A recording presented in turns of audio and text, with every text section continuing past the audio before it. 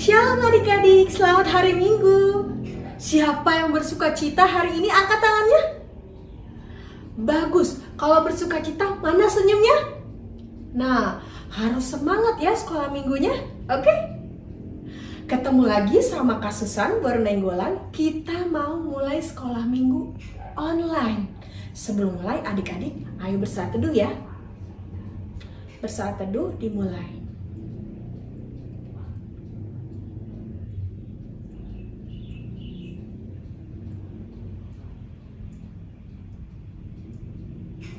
Amin.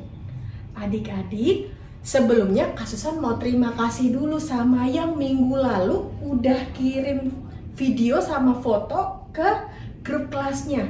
Hari ini jangan lupa dilakukan juga ya. Sekarang kita mau mulai dengan memuji Tuhan. Kita mau nyanyi lagu Tuhan Yesus Baik. Adik-adik tahu lagunya? Yang gini nih, Tuhan Yesus baik gitu. Sungguh amat baik, pasti tahu dong, tahu ya. Nah sekarang semuanya berdiri, kita nyanyi sama-sama, kita gerak sama-sama memuji Tuhan sama-sama, oke? Pakai semangat ya. Yuk kita nyanyi sama-sama.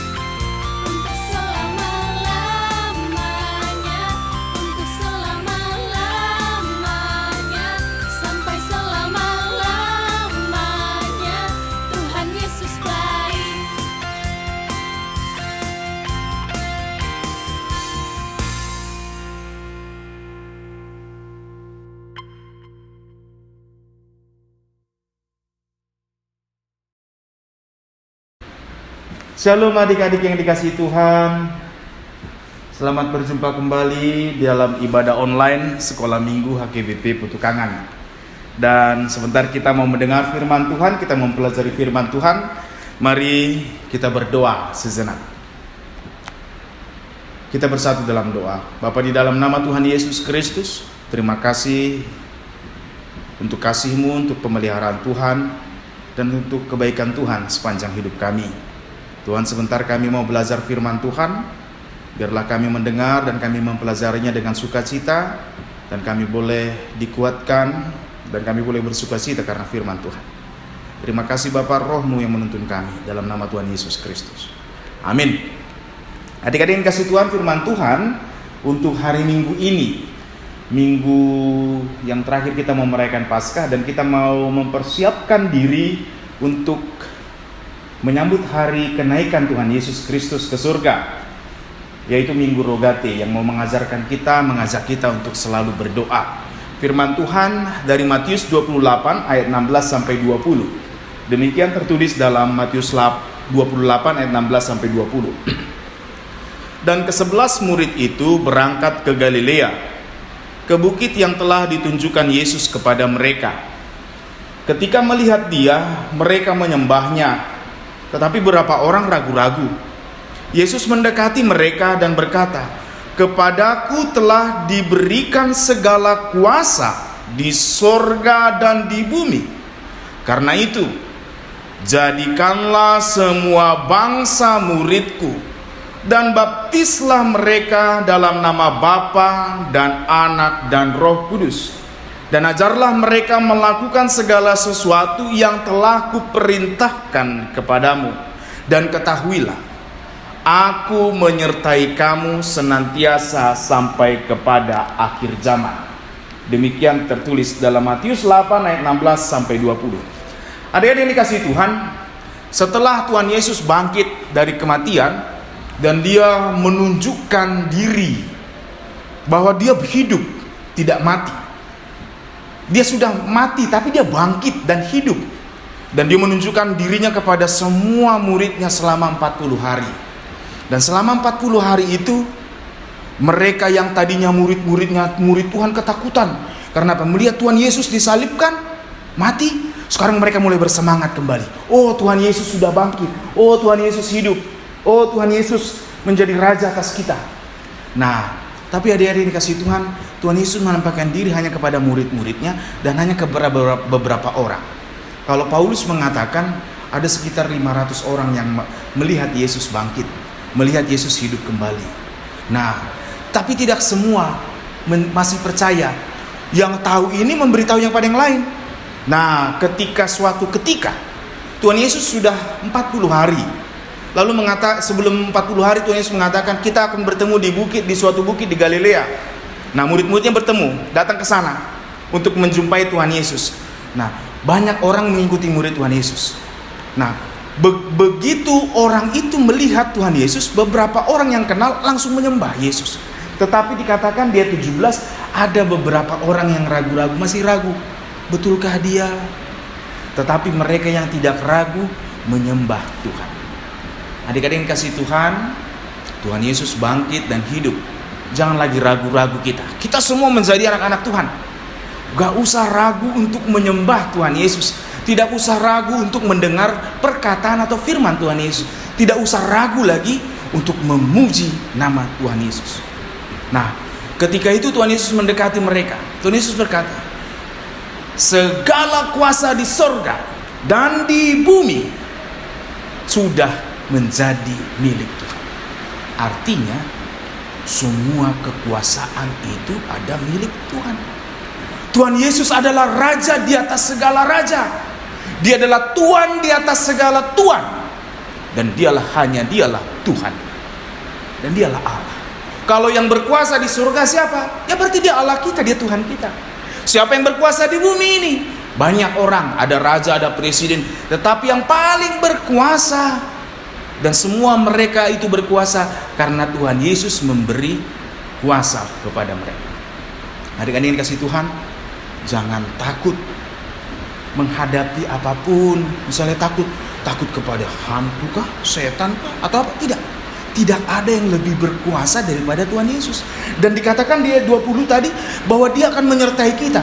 Dia yang maha kuasa, Dia yang memiliki segala kuasa itu, Tuhan kita, Tuhan Yesus. Dia yang menyertai adik-adik dan Amang juga.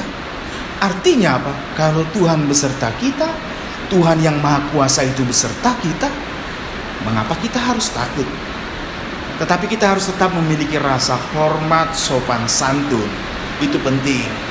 Nah, terus sebelum Tuhan Yesus naik ke surga, Tuhan Yesus mengatakan beginian, pergilah, jadikanlah semua bangsa muridku, baptis mereka dalam nama Allah Bapa dan Anak dan Roh Kudus, dan ajar mereka melakukan yang diperintahkan Tuhan Yesus. Tuhan Yesus mengatakan demikian, adik-adik yang dikasih Tuhan. Engkau adalah anak Tuhan, amang anak Tuhan, kita semua anak Tuhan. Kita tahu Tuhan Yesus yang perlu disembah, dipuji. Tuhan Yesus adalah Allah yang hidup.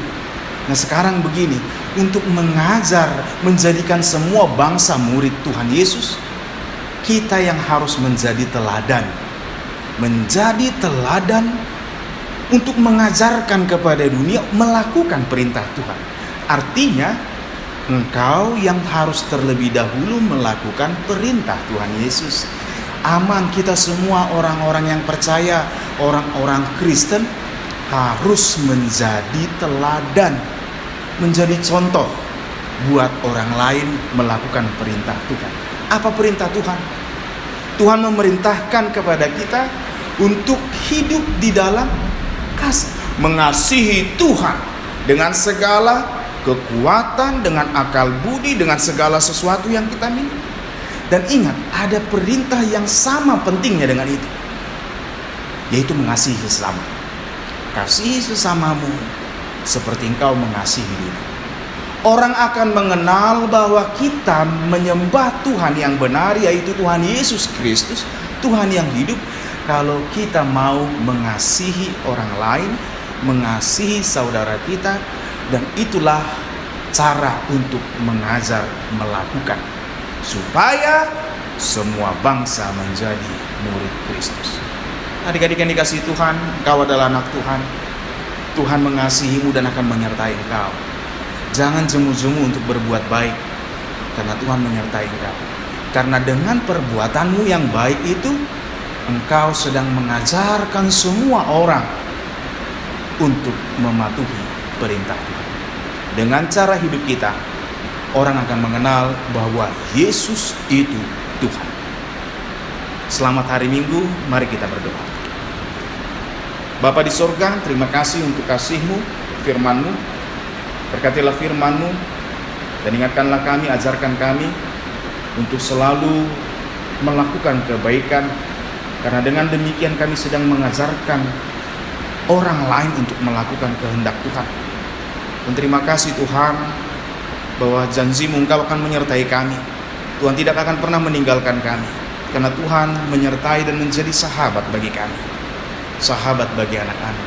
Oleh karena itu, biarlah hidup kami dipenuhi dengan sukacita untuk melakukan kehendak Tuhan. Terima kasih Bapa di surga, berkati kami semua, beri kami selalu kesehatan, berkati orang tua kami, berkati seluruh gereja-Mu, berkati juga orang tua kami. Di dalam nama Tuhan Yesus Kristus kami berdoa. Amin. Adik-adik yang kasih Tuhan, selamat hari Minggu. Dan ingat selalu, mari jaga kesehatan di masa pandemi ini. Dan jangan lupa menggunakan masker kalau keluar rumah. Tuhan Yesus memberkati kita. Shalom. Adik-adik, tadi siapa yang sudah mendengar firman? Angkat tangannya. Bagus. Adik-adik, firman yang tadi sudah kita terima harus kita syukuri ya, karena itu berkat. Oke. Nah, untuk bersyukur dari firman yang tadi sudah kita terima, ayo sama-sama kita memberikan persembahan. Kita kasih yang terbaik buat Tuhan ya. Adik-adik siapkan persembahannya.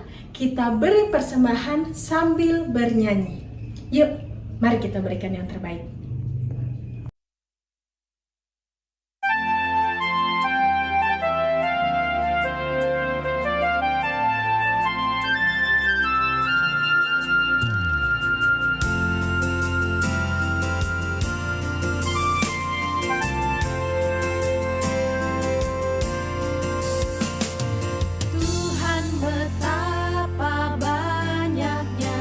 Berkat yang Kau beri.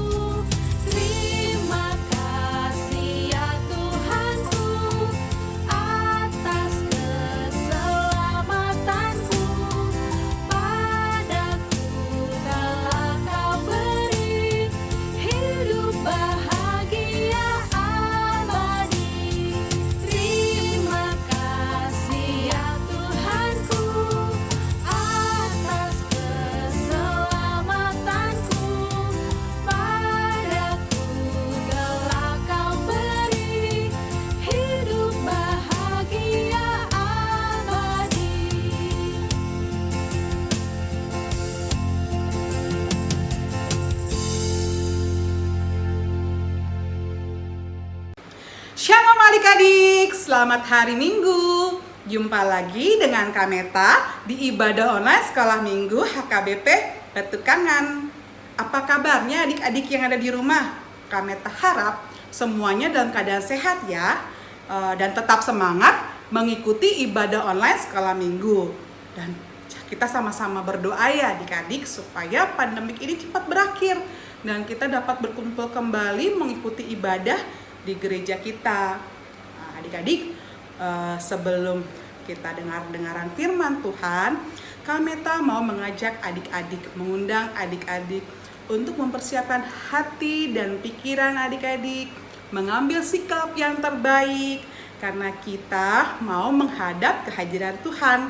Sebelum kita berdoa, kita akan mengangkat satu buah pujian yang berjudul Bapa, ku datang padamu. Sama-sama kita bernyanyi ya adik-adik. Persiapkan hati dan pikiran kita. Kita mau menghadap Tuhan.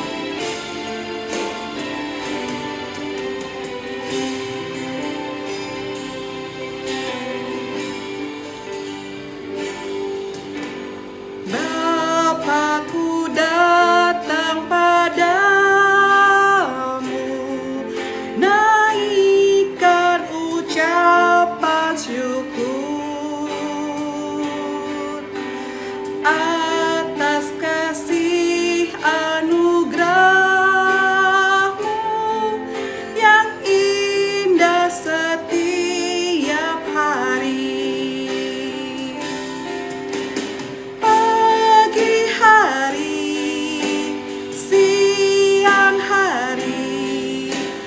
Sore dan malam hari, tak hentinya mengucap syukur atas kebaikanmu. Yuk adik-adik, kita mau berdoa. Lipat tangannya dan tutup matanya. Kita bersatu dalam doa. Tuhan Yesus yang baik, terima kasih ya Tuhan atas berkat-Mu yang melimpah kepada kami. Tuhan Yesus, terima kasih atas kesempatan yang Kau berikan kepada kami. Sehingga pada pagi hari ini ya Tuhan, Kau masih memberikan kami kesempatan untuk mengikuti ibadah sekolah minggu. Walaupun ibadah masih kami lakukan secara online ya Tuhan, itu tidak menutup semangat kami untuk mendengarkan firman-Mu ya Tuhan. Ya Tuhan, kiranya Engkau membuka hati dan pikiran kami dan mampukan kami memahami firman-Mu yang akan disampaikan oleh hamba-Mu ini ya Tuhan. Ya Tuhan, ampunkan setiap dosa kami, baik yang disengaja maupun yang tidak disengaja. Hanya di dalam nama anak-Mu Yesus Kristus, Tuhan dan Juru Selamat kami yang hidup. Amin. Amin adik-adik. Sekarang tadi sudah dengar-dengaran firman Tuhan dengan Amang Pendeta Panjaitan. Tadi kita juga udah sama-sama bernyanyi dengan kakak-kakak sekolah minggu. Kita juga sudah berdoa. Sekarang waktunya dengar-dengaran firman Tuhan dengan Kameta. Tapi Kameta mau bertanya dulu sama adik-adik. Adik-adik tahu nggak tadi firman Tuhan terambil dari apa? Ya, terambil dari kitab Matius pasal 28 ayatnya yang ke-16 sampai dengan 20. Adik-adik tahu nggak apa sih yang ingin disampaikan melalui kitab Matius? Ayo. Ya, melalui kitab Matius pasal 28 tadi, Tuhan Yesus menginginkan kita menjadi saksi-saksi Kristus adik-adik.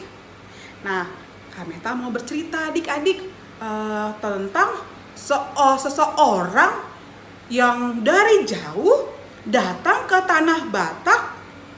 Jauh-jauh adik-adik, dia datang dari jauh ke tanah Batak untuk mewartakan firman Tuhan. Namanya siapa ya? Adik-adik tahu nggak? Namanya adalah Ingward Ludwig Nommensen. Ya, kita lebih mengenalnya sebagai Nommensen ya adik-adik. Nah, kakak akan bercerita sedikit tentang Nommensen. Jadi pada hari ini Kameta mau bercerita tentang salah satu tokoh di mana keberadaannya benar-benar dapat dirasakan di tanah Batak. Ya, yang seperti tadi Kameta sebutkan namanya adalah Ingvar Ludwig Nommensen. Ingvar Ludwig Nommensen atau yang cukup dikenal dengan nama Nommensen lahir pada tanggal 6 Februari 1834 di Jerman. Nommensen merupakan anak pertama dari 4 bersaudara. Nommensen pun juga berasal dari keluarga yang miskin adik-adik. Pada umurnya yang ke-8, dia sudah berpikir bagaimana caranya untuk membantu orang tuanya mencari nafkah. Pada umur yang ke-8 tahun, dia sudah menjadi seorang gembala domba. Dan di umurnya 10 tahun, dia sudah menjadi buruh tani. Pekerjaan-pekerjaan yang biasanya dilakukan oleh orang dewasa sudah terbiasa Nommensen lakukan. Dia terus berpikir bagaimana caranya dapat membantu kedua orang tuanya untuk membiayai hidup mereka. Pada umurnya yang ke-12, ketika dia pulang sekolah sedang berlari-lari dengan temannya, dia mengalami suatu musibah adik-adik. Dia ditabrak oleh kereta kuda yang melindas kedua kakinya, sehingga kakinya mengalami kelumpuhan. Bahkan dokter menyarankan kakinya untuk diamputasi agar dia dapat tetap hidup. Selama setahun lebih Nommensen tidak dapat berjalan. Dia hanya tidur terbaring. Selama hampir 1 tahun lebih, Nommensen mengalami kelumpuhan. Dia tidak dapat berjalan, dia hanya terbaring di tempat tidurnya. Nommensen terus berdoa kepada Tuhan agar Tuhan mau menyembuhkan kedua kakinya. Dan dia pun berjanji kepada Tuhan, jika Tuhan menyembuhkan kedua kakinya, ia akan menjadi seorang misionar. Keajaiban pun terjadi. Setelah setahun lebih, Nommensen mengalami kelumpuhan, kedua kakinya sembuh. Nommensen pun kembali bersekolah dan menggembala domba.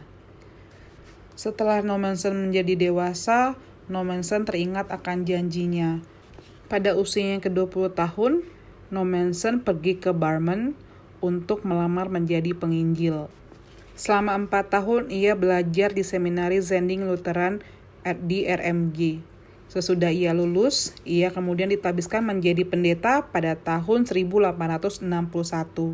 Dan pada tahun yang sama, Nommensen diberangkatkan oleh misi Barmen menjadi misioner ke tanah Batak. Tapi dia nggak langsung pergi ke tanah Batak adik-adik.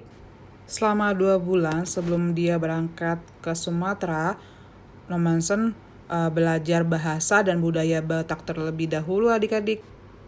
Dan pada bulan Desember 1861, Nommensen berangkat dari Amsterdam menuju Sumatera dengan kapal pertinar, di mana perjalanan itu memakan waktu selama 142 hari. Akhirnya Nommensen pun tiba di tanah Batak. Ketika Nommensen memulai pekabaran Injil, penyakit menular sedang melanda rakyat setempat. Nommensen melihat sendiri betapa buruknya tingkat kesehatan orang Batak pada saat itu. Dalam pekerjaannya sebagai seorang misioner tidaklah mudah. Beberapa kali Nommensen berusaha untuk dibunuh. Namun Nommensen tetap tegar. Nommensen terus berdoa dan berserah kepada Tuhan. Walaupun banyak yang membenci Nommensen dan berusaha membunuhnya, Nommensen tetap percaya bahwa ada Allah yang selalu menyertai dia. Nommensen terus menebarkan kasih kepada orang-orang yang membencinya, sehingga pada akhirnya mereka pun mau mengikuti Tuhan, dan mereka bersedia untuk dibaptis. Selama di tanah Batak, Nommensen sudah melakukan karya besarnya, sehingga dia pun menjadi eporis pertama di HKBP. Pada tanggal 23 Mei 1918,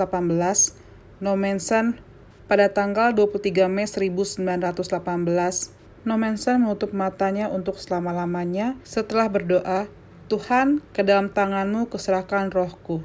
Besoknya ia dikuburkan di segumpar Balige. Dan pada akhirnya Nommensen dijuluki sebagai Rasul Batak, yang artinya penginjil di tanah Batak. Nah, demikianlah cerita singkat tentang Nommensen adik-adik. Jadi, Nommensen itu datang ke tanah Batak adik-adik dia mewartakan firman Tuhan, dia membuat orang-orang Batak yang tadinya tidak mengenal Tuhan menjadi mengenal Tuhan dan menjadi percaya kepada Tuhan, adik-adik. Hebat ya No Man's Land itu, adik-adik. Jadi No Man's Land itu siapa, adik-adik? Ya, No Man's Land itu adalah saksi Kristus. Adik-adik pun yang ada di rumah sudah bisa dikatakan menjadi saksi-saksi Kristus. Loh, kok bisa ya Kak saya menjadi saksi Kristus? Ya iya, ketika adik-adik sudah menerima Tuhan Yesus di dalam diri adik-adik, adik-adik itu sudah disertai Roh Kudus. Dan Roh Kudus itu yang memampukan adik-adik untuk menjadi saksi Kristus. Nah, oh iya, Kameta mau tanya, adik-adik ingat nggak 9 buah roh itu apa aja? Ayo, kakak yakin yang percaya adik-adik yang ada di rumah, khususnya adik-adik sekolah minggu HKBP Petukangan, tahu dong 9 buah roh itu apa aja? Ya, yuk sama-sama kita sebutin 9 buah roh itu apa aja. 1, kasih. 2, sukacita. 3, damai sejahtera. 4, kesabaran. 5, kemurahan. 6, kebaikan. 7, kesetiaan. 8, kelemah lembutan. Dan yang terakhir apa? Penguasaan diri. Nah, adik-adik, dengan adanya Roh Kudus di dalam diri adik-adik, adik-adik dimampukan untuk melakukan 9 buah roh yang tadi kita sebutkan. Dan adik-adik sudah mampu menjadi saksi-saksi Kristus dengan melakukan 9 buah roh tadi, memahami 9 buah roh tadi. Nah, sekarang kakak juga mau bilang, ada dua hal yang bisa kita lakukan dalam kehidupan sehari-hari untuk menjadi saksi Kristus. Apa aja, Kameta? 1, ketika kita melakukan hal yang benar, adik-adik. Melakukan hal yang benar itu apa sih? Ya, melakukan hal yang benar ya dengan tidak mencontek, dengan tidak mencuri, dengan tidak melawan orang tua, atau dengan tidak berantem dengan kakak dan adik-adiknya. Itu adik-adik sudah melakukan hal yang benar, hal yang disukai oleh Tuhan. Adik-adik menjadi anak yang baik, adik-adik tidak melakukan hal-hal yang tadi kakak Meta sebutkan. Nah, poin yang kedua apa Kak? Poin yang kedua adalah adik-adik mengatakan hal yang benar. Mengatakan hal yang benar itu seperti apa? Iya, adik-adik tidak boleh berbohong. Ya, adik-adik tidak boleh mengurangi atau menambah-nambahkan perkataan. Misalnya ada temannya menyampaikan sesuatu, terus adik-adik tambah-tambahin atau adik-adik kurang-kurangin. Jadinya kata-kata itu menjadi hal yang memiliki makna dan arti yang berbeda. Kak, jadi adik-adik tidak boleh berbohong. Bilang sama mama, saya tadi ngambilnya 10.000 mah, padahal ngambil duit mamanya tadi 20.000. Adik-adik sudah berbohong, sudah melebihkan mengambil duit mamanya berapa? 10.000. Itu adik-adik, itu adalah 2 hal yang bisa adik-adik lakukan dalam kehidupan adik sehari-hari untuk menjadi saksi-saksi Kristus. Ya, terkadang ketika kita melakukan 2 hal itu, pasti banyak orang yang gak suka sama kita. Pasti bilang, ih kamu sok-sok banget sih, religius banget sih, kok nggak bisa diajak bohong dikit sih, nggak bisa diajak nakal dikit sih. Nah, jangan adik-adik harus setia, adik-adik harus tetap berpegang teguh bahwa adik-adik adalah saksi-saksi Kristus dan adik-adik harus melakukan hal-hal tersebut. Iya adik-adik, jadi ketika adik-adik menjadi saksi-saksi Kristus dengan berperilaku yang baik, adik-adik menjadi teladan ketika adik-adik dengan sikap adik-adik dan perilaku adik-adik yang baik, mau adik-adik di rumah, di sekolah, di gereja, dimanapun adik-adik berada, adik-adik sudah menjadi saksi-saksi Kristus dengan sikap dan perilaku adik-adik. Ya, nggak perlu adik-adik ya mesti sekolah tinggi-tinggi untuk menjadi pendeta. Nanti ada waktunya kalau memang adik-adik pengen menjadi pendeta. Untuk sekarang karena kita masih sekolah, cukup 2 hal itu aja. Jadi 2 hal itu yang adik-adik bisa adik-adik lakukan untuk menjadi saksi-saksi Kristus. Nah, kakak bertanya nih di rumah, siapa yang mau menjadi saksi-saksi Kristus? Siapa yang mau menjadi nomensen masa kini? Ya, kita semua harus menjadi nomensen masa kini, menjadi saksi Kristus, agar semua orang mengenal siapa Tuhan kita. Semua orang menjadi percaya kepada Tuhan kita, bahwa Tuhan kita Tuhan yang luar biasa. Ya, adik-adik, demikianlah yang bisa Kameta sampaikan. Kita sudah dengar firman Tuhan. Jadi kita udah tahu ya kesimpulannya adik-adik. Apa sih yang ingin disampaikan di Matius 28 ayat 16 sampai 20? Ya. Kita diminta Tuhan Yesus menjadi saksi-saksi Kristus. Kita diminta Tuhan Yesus menjadi nomensen masa kini. Dengan sikap dan perilaku kita yang baik, menjadi teladan di lingkungan kita, itu sudah menyenangkan hati Tuhan adik-adik. Jadi yuk sama-sama adik-adik yang ada di rumah dengan Kameta, kita sama-sama berlomba-lomba menjadi saksi-saksi Kristus. Oke, demikianlah adik-adik yang bisa Kameta sampaikan. Sampai ketemu lagi di ibadah oleh sekolah minggu. Kameta berharap adik-adik yang ada di rumah tetap semangat. Ya, walaupun kita mengikuti ibadah online, adik-adik tetap semangat. Harus tetap haus untuk mendengarkan firman Tuhan. Karena itu menjadi pedoman hidup kita semua. Adik-adik, ini pedoman kita. Pedoman kita untuk melakukan kehidupan kita sehari-hari. Sampai ketemu lagi minggu depan ya. Yuk sama-sama kita tutup ibadah pada hari ini dengan berdoa. Kita tutup matanya, lipat tangannya adik-adik. Kita mau menghadap kepada Tuhan. Kita harus memberikan sikap yang terbaik. Tuhan Yesus yang baik, terima kasih ya Bapa, karena kami sudah dengar-dengaran firman-Mu ya Tuhan. Ya Tuhan, kami semua mau menjadi saksi-saksi-Mu. Kami mau menjadi nomensen masa kini. Kami mau mewartakan firman-Mu melalui sikap dan perilaku kami yang baik. Kami mau menyenangkan hati-Mu ya Tuhan. Ya Tuhan, mampukan kami ya Bapa untuk dapat melakukan semua itu ya Tuhan. Ya Tuhan, sekali lagi ya Bapa, kami bersyukur, berterima kasih atas berkat yang Kau berikan kepada kami. Ampunkan setiap dosa kami ya Bapa, baik yang disengaja maupun yang tidak disengaja. Hanya di dalam nama anak-Mu Yesus Kristus, Tuhan dan Juru Selamat kami yang hidup. Amin. Dah adik-adik, sampai ketemu minggu depan. Bye.